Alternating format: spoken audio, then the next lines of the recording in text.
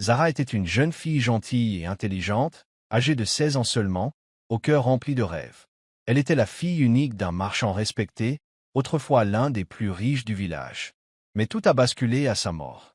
Sa mort soudaine a laissé Zara et sa maison vulnérables. La fortune qu'il avait accumulée a mystérieusement disparu, sans que personne puisse expliquer où elle est passée. Certains murmuraient qu'il avait des dettes, tandis que d'autres pensaient à un acte criminel. Quelle que soit la vérité, Zara n'avait plus que sa belle-mère cruelle et un avenir incertain.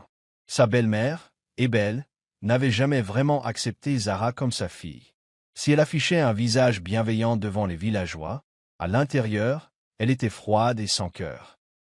Elle traitait Zara comme une servante, l'obligeant à se lever avant le lever du soleil pour aller chercher de l'eau, nettoyer la maison et préparer les repas. Malgré tous ses efforts, Zara n'était jamais suffisante pour Ebel. Pendant ce temps, sa propre fille, Zina, vivait dans le confort. Elle portait les plus beaux vêtements, mangeait la meilleure nourriture et ne levait jamais le petit doigt pour aider. Chaque fois que Zara essayait de se défendre, Ebel lui rappelait qu'elle avait de la chance d'avoir un toit. « Sans moi, tu mourrais de faim dans la rue », ricanait-elle, donnant à Zara le sentiment d'être piégée et impuissante. Les villageois voyaient souvent Zara travailler sans relâche, mais personne n'osait intervenir. Ebel avait le don de déformer la vérité, faisant croire que Zara n'était qu'une jeune fille ingrate. Ceux qui la plaignaient gardaient leur distance, craignant de s'immiscer dans les affaires familiales. Zara n'avait d'autre choix que de subir les mauvais traitements, s'accrochant aux souvenirs de son père. La seule personne qui l'ait jamais vraiment aimée, elle aurait voulu pouvoir s'enfuir. Mais sans endroit où aller et sans personne pour l'aider, elle se sentait comme un oiseau en cage. Ce qu'elle ignorait, c'est que sa vie allait prendre une tournure encore plus sombre. Une tournure qui allait tout changer à jamais. Ebel avait toujours considéré Zara comme un simple fardeau. La fortune de son mari disparue, elle était frustrée de devoir nourrir une fille dont elle ne s'était jamais vraiment souciée. Zara ne lui était d'aucune utilité, elle ne pouvait pas gagner d'argent et n'était certainement pas aussi obéissante qu'Ebel le souhaitait. De son côté, sa propre fille, Zina, méritait toutes les bonnes choses de la vie. Ebel savait qu'elle devait se débarrasser de Zara, mais la chasser la rendrait cruelle aux yeux des villageois. Il lui fallait un plan. Un soir, alors qu'Ebel était assise devant sa hutte, un groupe de commerçants traversa le village. Parmi eux se trouvait Kwam, un homme grand et discret, connu pour ses voyages à travers de nombreux pays, ses échanges commerciaux et ses achats de domestiques. Ebel y vit une opportunité. Elle s'approcha de Kwam et lui murmura une offre. Il pourrait prendre Zara en échange d'or. Kwam observa Ebel un instant, puis jeta un coup d'œil à Zara qui se trouvait à proximité, portant un lourd panier de bois. Il ne dit pas grand-chose, se contentant d'acquiescer, comme s'il savait déjà quelque chose qu'Ebel ignorait. Cette nuit-là, Zara entendit sa belle-mère parler à Kwam. Son cœur battait fort tandis qu'elle écoutait, horrifiée. Ebel la vendait comme un objet, comme si sa vie n'avait aucune valeur. Zara se précipita dans la pièce, tomba à genoux et supplia. « S'il te plaît, belle-mère, ne fais pas ça. Je vais travailler plus dur. Je ferai tout ce que tu me demanderas. Mais ne me renvoie pas. » Mais le visage d'Ebel était froid, ses yeux vides de pitié. « Tu n'es qu'une source d'ennui, Zara. C'est ce qu'il y a de mieux pour toi. Sois reconnaissante d'avoir de quoi manger. » Désespérée, Zara courut trouver les anciens du village, espérant qu'ils mettraient fin à cette cruauté. Mais Ebel avait une longueur d'avance. Elle avait déjà répandu des mensonges, racontant aux villageois que Zara était maudite, que des choses étranges se produisaient autour d'elle, qu'elle portait malheur. Certains anciens, craignant le surnaturel, refusèrent d'intervenir. D'autres ne se soucièrent tout simplement pas d'aider une jeune fille sans autorité familiale. « Ce n'est pas à nous d'empêcher une mère de discipliner son enfant », déclara un ancien avec dédain. Zara sentait son dernier espoir s'envoler. Personne ne la sauverait. Au matin, elle serait emmenée, loin du seul foyer qu'elle ait jamais connu. Cette nuit-là, elle resta éveillée, les yeux fixés au plafond, le cœur lourd de peur. Mais au fond d'elle, une petite étincelle de détermination refusait de s'éteindre. Elle ne savait pas comment, mais elle se promit qu'un jour, elle reviendrait et qu'Ebel regretterait tout ce qu'elle avait fait. Alors que le soleil se levait sur le village, Zara fut emmenée par Kwam, le cœur rempli de peur et de tristesse. Elle ignorait où elle allait ni quel sort l'attendait. Les villageois la regardèrent à peine lorsqu'elle partit, tandis que sa belle-mère se tenait sur le seuil, un sourire satisfait aux lèvres, serrant contre elle l'or qu'elle avait reçu en échange de Zara. Zara essuya ses larmes et marcha en silence, se demandant si elle retournerait un jour dans la maison qu'elle avait connue. Les premiers jours du voyage, Quam parla à peine. C'était un homme peu loquace, au visage indéchiffrable. Il avançait avec assurance, comme s'il connaissait chaque sentier de ce vaste territoire. Zara s'attendait à sa cruauté, mais à sa grande surprise, il n'éleva jamais la voix ni ne la traita durement. Il lui donnait à manger et la laissait se reposer lorsqu'elle était fatiguée. Cela troublait Zara.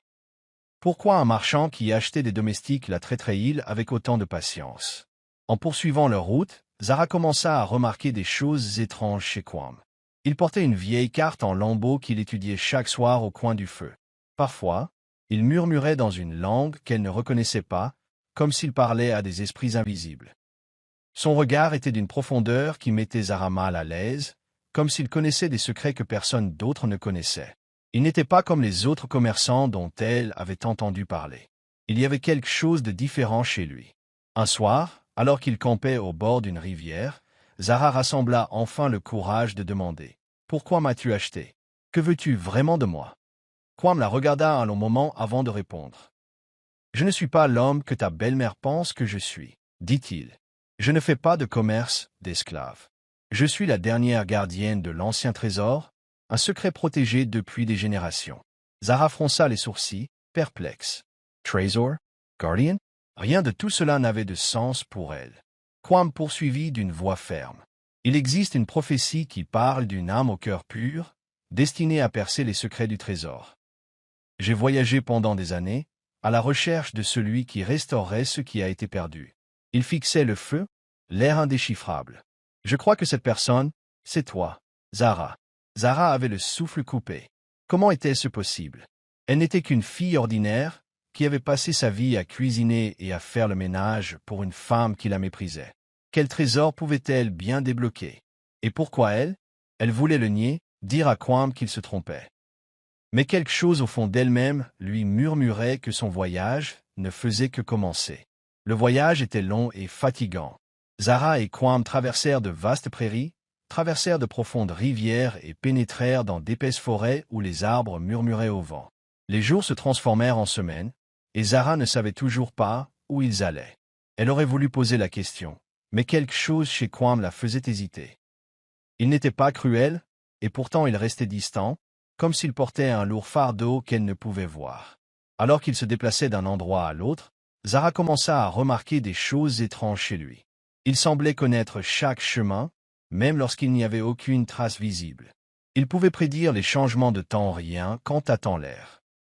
À chaque fois qu'il traversait les villages, les anciens le regardaient avec reconnaissance et respect, même s'il ne s'attardait jamais assez longtemps pour expliquer pourquoi. Il portait une carte faite d'un vieux parchemin usé, couverte de symboles étranges que Zara n'avait jamais vus auparavant. Il la fixait pendant des heures, traçant les inscriptions du doigt, comme s'il écoutait une voix que lui seul pouvait entendre. Quam parlait aussi d'une manière qui la troublait. La nuit, alors qu'il la croyait endormie, Zara l'entendait murmurer dans une langue inconnue. Les mots étaient doux, mais puissants, porteurs d'un rythme ancien, comme une vieille prière transmise de génération en génération. Parfois, il s'asseyait près du feu et fredonnait une mélodie si envoûtante qu'elle en frissonnait. C'était comme s'il appelait quelque chose, ou quelqu'un, au-delà de ce que ses yeux pouvaient voir. Un soir, après une longue journée de marche, ils s'arrêtèrent près d'un petit village à l'orée de la forêt. Quam dit à Zara de rester près du feu pendant qu'il allait parler à quelqu'un, mais la curiosité de Zara l'emporta. Elle le suivit silencieusement, caché derrière les arbres. Elle le vit entrer dans la hutte d'un vieil homme, assis là, attendant comme s'il l'attendait. Les deux hommes parlaient à voix basse, mais Zara entendait des bribes de leur conversation. « Elle ne le sait pas encore, dit Quam. « Bientôt, répondit l'aîné. Les signes sont clairs. Elle est l'élu. » Le cœur de Zara battait fort. Parlait-il d'elle? Que voulait-il dire par l'élu? Elle voulait se précipiter à l'intérieur et exiger des réponses. Mais la peur la retint. Au lieu de cela, elle s'éclipsa avant qu'il ne la remarque. Cette nuit-là, alors qu'elle était allongée par terre, contemplant les étoiles, des questions la submergeaient. Qui était vraiment Quam? Et dans quoi s'était-elle fourrée? Le voyage continua encore plusieurs jours, et le paysage autour d'eux commença à changer. Les arbres devinrent plus hauts et plus denses, leurs branches épaisses bloquant le soleil, projetant des ombres inquiétantes sur leur chemin. L'air se rafraîchit et les bruits de la forêt s'apaisent, comme si le monde lui-même retenait son souffle. Zara sentit une étrange énergie flotter dans l'air, quelque chose de puissant et d'invisible. Quam marchait résolument, sans hésiter, comme s'il avait déjà parcouru ce chemin des centaines de fois. Zara le suivait de près, le cœur battant, mêlé de peur et de curiosité. Où l'emmenait-il? Et pourquoi avait-il l'impression que quelque chose d'important allait se produire? Après ce qui leur sembla des heures de marche, ils atteignirent enfin une clairière. Au centre se dressaient les ruines d'un ancien temple, dissimulé sous d'épaisses vignes et de la mousse. La structure était massive, faite de pierres si anciennes qu'elle avait noirci avec le temps. Des sculptures aux symboles étranges couvraient les murs, racontant des histoires que Zara ne comprenait pas. D'immenses statues de dieux oubliés montaient la garde à l'entrée, leurs visages de pierre usée mais toujours féroces. Le lieu semblait sacré, intact depuis des siècles. Zara frissonna. « Quel est cet endroit ?» demanda-t-elle d'une voix à peine plus forte qu'un murmure. Quam se tourna vers elle, le regard empli d'une lueur qu'elle ne parvenait pas à cerner. Du respect, peut-être même de l'admiration. « C'est le temple des ancêtres, dit-il. Il est caché depuis des siècles, attendant celui qui est censé en percer les secrets. » Zara fronça les sourcils. « Pourquoi m'as-tu amené ici ?» Quam laissa échapper un long soupir. « Parce que tu es celui dont parlait la prophétie. Le trésor enfoui dans ce temple ne peut être récupéré que par quelqu'un au cœur pur et au courage sincère. J'ai cherché cette personne pendant des années. » Il marqua une pause, plongeant son regard dans celui de Zara. « Et maintenant, je t'ai trouvé. » Zara fit un pas en arrière et secoua la tête. « C'est impossible. Je suis juste une fille ordinaire. Je n'ai ni pouvoir ni sagesse. » Quam sourit légèrement. Le pouvoir ne se manifeste pas toujours par la magie ou la force. Il se trouve parfois dans la bonté, le courage, la capacité à endurer les épreuves sans se perdre. Vous avez souffert, mais vous n'êtes pas devenu cruel. Tu as été trahi, mais tu gardes espoir. C'est pourquoi tu as été choisi. Zara voulait le nier, lui dire qu'il avait tort. Mais au fond d'elle, quelque chose s'éveilla. Un vieux sentiment qu'elle avait toujours ignoré. Un murmure dans son cœur qui lui disait qu'elle était faite pour plus. Elle regarda le temple, puis de nouveau Quam. Qu'elle croie ou non à la prophétie, une chose était sûre. Il n'y avait plus de retour en arrière possible. Alors que Zara franchissait l'entrée du temple, le silence s'épaissit. Les murs de pierre s'étendaient au-dessus d'elle, couverts de gravures de symboles oubliés. L'air sentait la terre et le temps, comme si le passé lui-même avait été scellé dans ces salles antiques. Quam la conduisit au centre d'une grande salle, où une immense porte de pierre se dressait devant eux. D'étranges inscriptions brillaient faiblement à sa surface, comme si elles murmuraient des secrets que Zara ne pouvait comprendre. « C'est ici que ton voyage commence vraiment, » dit Quam d'une voix ferme. « Pour atteindre le trésor, tu dois te montrer digne en réussissant 3 épreuves. Ces épreuves mettront à l'épreuve ton esprit, ton courage et ton cœur. » Zara déglutit difficilement. Elle ne s'était jamais considérée comme quelqu'un de spécial. Mais quelque chose au fond d'elle-même lui disait que telle était sa destinée et qu'elle ne pouvait plus faire marche arrière. La première épreuve commença dès que la porte de pierre grinça. À l'intérieur se trouvait une pièce faiblement éclairée, aux murs couverts d'écritures anciennes. Au centre se dressait un piédestal sur lequel reposait une tablette gravée d'une énigme. Les lettres ne ressemblaient à rien de ce que Zara avait jamais vu, mais tandis qu'elle les contemplait, leur signification se dévoilait peu à peu dans son esprit. « Je n'ai pas Dieu, et pourtant je t'aide à voir. Je n'ai pas de bouche, et pourtant je t'aide à parler. Je ne suis plus en vie, et pourtant je détiens la sagesse des siècles. Que suis-je » Zara fronça les sourcils, l'esprit en ébullition. Elle repensa à tout ce qu'elle avait vu dans sa vie, à ce que son père lui avait appris. Puis, soudain, elle comprit. « Un livre » murmura-t-elle. « La réponse est un livre. » À l'instant même où elle prononça ces mots, les gravures sur le mur miroitèrent et la lourde porte devant elle s'ouvrit. Elle avait réussi l'épreuve de la sagesse. La pièce suivante était sombre, avec seulement des torchées vacillantes le long des murs.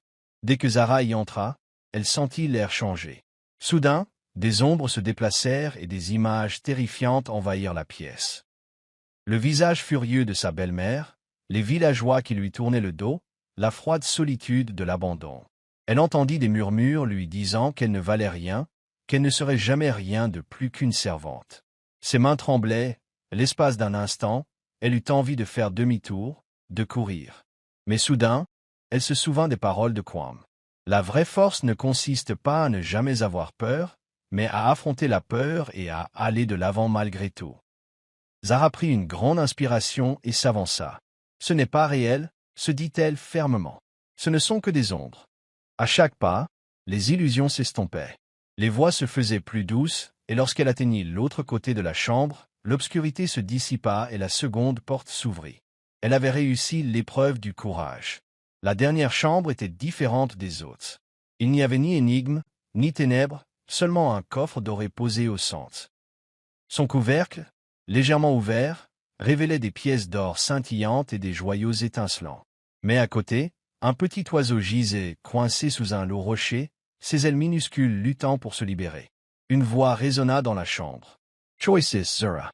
Prenez l'or et réclamez votre récompense, ou libérez la créature sans défense. » Zara hésita. L'or pourrait changer sa vie. Elle pouvait enfin échapper à son passé, ne plus jamais se soucier de la faim ou de la cruauté. Mais elle regarda l'oiseau, luttant et impuissant. Son cœur se serrait pour lui. Sans réfléchir davantage, elle se précipita, soulevant le lourd rocher de toutes ses forces. L'oiseau pépia faiblement avant de s'envoler et de disparaître dans les hauteurs du temple. Dès que l'oiseau fut libre, le coffre doré disparut, remplacé par un chemin lumineux menant vers l'avant. Zara se retourna et vit Quam sourire. « Tu as réussi l'épreuve du cœur, dit-il doucement. Tu as prouvé que ta bonté et ta compassion sont plus grandes que l'avidité. » Alors qu'elle avançait, la dernière porte s'ouvrit, révélant le trésor caché qui l'attendait depuis toujours. En pénétrant dans la dernière chambre, Zara s'attendait à voir des montagnes d'or et des joyaux scintillants. Au lieu de cela, au centre de la pièce se trouvait un ancien coffre en bois, dont la surface était gravée de symboles familiers et pourtant lointains, comme s'ils appartenaient à une histoire depuis longtemps oubliée. L'air à l'intérieur de la chambre était différent, lourd, empli de quelque chose de plus puissant que les richesses. D'une main prudente, Zara souleva le couvercle du coffre. À l'intérieur, enveloppé dans un tissu délicat, se trouvait un ensemble de parchemins, aux bords usés par le temps. Déconcertée, elle leva les yeux vers Quam. « C'est ça le trésor » demanda-t-elle. « Pas de l'or, pas des bijoux ?» Quam sourit d'un air entendu. « Oui, Zara, cela vaut bien plus que de l'or. Ces parchemins contiennent le savoir perdu de nos ancêtres, une sagesse cachée pendant des générations pour la protéger de ceux qui voudraient l'exploiter à des fins cupides. » Zara prit délicatement l'un des parchemins et le déroula. Les mots étaient écrits dans un vieux dialecte, mais elle parvenait à les comprendre. Les écrits parlaient d'enseignements puissants, de secrets de guérison, de leadership et de la véritable histoire de leur peuple. En lisant, quelque chose s'éveilla au plus profond d'elle-même, un sentiment qu'elle ne parvenait pas à expliquer. C'était comme si elle avait déjà entendu ces mots, comme s'ils faisaient partie d'elle. Puis, un souvenir soudain lui revint en mémoire. Son père, assis près du feu, lui racontait des histoires quand elle était petite, des histoires de sagesse, d'honneur et de responsabilité plus grandes que la richesse. Les mains de Zara tremblaient. Était-ce possible? Elle se tourna vers Quam, le cœur battant. « Mon père, était-il au courant ?» Quam hocha la tête solennellement. « Ton père était autrefois le gardien de ce savoir. Il était censé le transmettre, mais certains le convoitaient. Craignant sa sagesse, ils l'ont trahi. Ils l'ont empoisonné pour cacher la vérité. » Zara halta, cette prise de conscience la frappa comme une tempête. Toute sa vie, elle avait cru que la mort de son père était une tragédie. Mais maintenant, elle voyait la vérité. Il avait été assassiné à cause du trésor, à cause du savoir qu'il portait, ce même savoir qu'elle tenait maintenant entre ses mains. Des larmes lui montèrent aux yeux, mais cette fois, elle n'était pas seulement de tristesse, mais de détermination. Son père était mort en protégeant un bien précieux, et maintenant, c'était à son tour de veiller à ce que ce savoir ne reste pas caché. Elle n'était pas seulement une orpheline, ni une jeune fille abandonnée par sa belle-mère. Elle était l'héritière d'un héritage de sagesse, la clé pour restaurer ce qui avait été perdu. Prenant une profonde inspiration, Zara essuya ses larmes et regarda Quam. « Que dois-je faire maintenant » Les yeux de Kwam brillaient de fierté. Maintenant, tu dois prendre ce savoir et retourner dans le monde. Tu dois enseigner, guérir et diriger. Voilà le véritable trésor, Zara. Non pas la richesse, mais le pouvoir de changer des vies. Zara serra les poings, sentant un feu s'embraser en elle. Elle était venue dans ce temple comme une jeune fille sans but précis, mais elle en repartirait avec une personnalité plus grande. Le monde avait oublié la vérité, mais elle veillerait à ce qu'elle soit rappelée. Et un jour, ceux qui avaient fait du tort à son père répondraient de leurs actes. Le retour au village fut différent. Zara n'était plus la jeune fille effrayée, vendue comme un objet. Elle marchait avec confiance, le cœur rempli d'une détermination. Kwam la raccompagnait, sa présence la rassurant. Mais elle savait que ce chemin, elle devait le parcourir seule. Elle revenait non pas comme une jeune fille sans défense, mais comme la gardienne du savoir, porteuse de la sagesse de ses ancêtres. À l'approche du village, les gens se retournèrent pour la regarder. Zara avait été emmenée comme une prisonnière, mais elle revenait maintenant vêtue de la robe que Kwam lui avait offerte, symbole de son nouveau rôle. Les murmures se répandirent comme une traînée de poudre. Où était-elle passée? Comment avait-elle survécu? Et pourquoi avait-elle l'air si différente? Ebli se tenait au milieu de la foule, les yeux écarquillés de stupeur en voyant Zara. Elle ne s'attendait pas à revoir la jeune fille. La peur traversa son visage, mais elle la dissimula rapidement sous la colère. « Tu oses revenir » ricana-t-elle. « Tu venies chuan enfant mort. Pourquoi es-tu revenu » Zara s'avança et prit les parchemins dans ses mains. « Je suis venu révéler la vérité » dit-elle fermement. « La vérité sur la mort de mon père, la vérité sur toi. » Des exclamations s'élevèrent dans la foule. Les anciens du village, qui avaient autrefois fermé les yeux, s'avancèrent, l'air méfiant. « Parle » dit l'un d'eux.